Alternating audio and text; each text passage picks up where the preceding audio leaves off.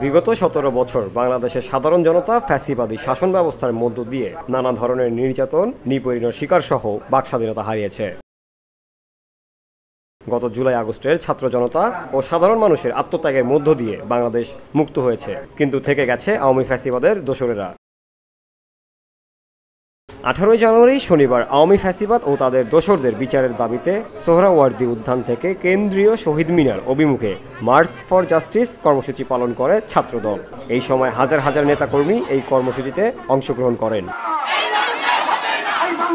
ঢাকা বিশ্ববিদ্যালয় ছাত্র দলের সভাপতি গণেশচন্দ্র রায় বলেন, আওয়ামী দোসর ছাত্রলীগ জুলাই আগস্টে যেভাবে সাধারণ ছাত্র জনতার উপর হামলা চালায়, কিন্তু অত্যন্ত পরিতাপের বিষয় জুলাই আগস্টের পরে 5 মাস অতিবাহিত হলেও এখনো পর্যন্ত তাদের বিচারের আওতায় আনার কার্যক্রম দেখছি না। অত্যন্ত পরিতাপের বিষয়, জুলাই আগস্ট পরবর্তী সময় 5.5 মাস অতিবাহিত হলেও এখন পর্যন্ত আমরা কোনো বিচার ব্যবস্থার দেখতে পাচ্ছি না।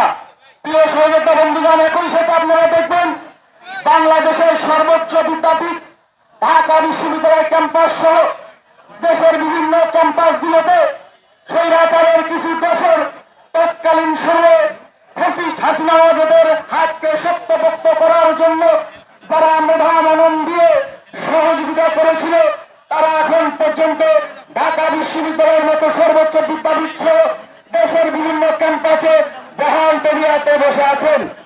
অন্যদিকে ছাত্রদলের সভাপতি রাকিবুল ইসলাম রাকিব বলেন, বাংলাদেশের সকল ছাত্র সংগঠন ফ্যাসিবাদের বিরুদ্ধে ও বাংলাদেশের স্বাধীনতা সার্বভৌমত্ব রক্ষার জন্য এক এবং ঐক্যবদ্ধ রয়েছি। তিনি আরও বলেন, ছাত্রলীগের যারা জুলাই আগস্টের গুম, খুন, হত্যাকাণ্ডের সাথে সম্পৃক্ত তাদের তদন্ত, প্রতিবেদন গঠন ও ছাত্র বাতিল সহ আইনি ব্যবস্থা গ্রহণ করতে হবে। BOD Bangla news desk.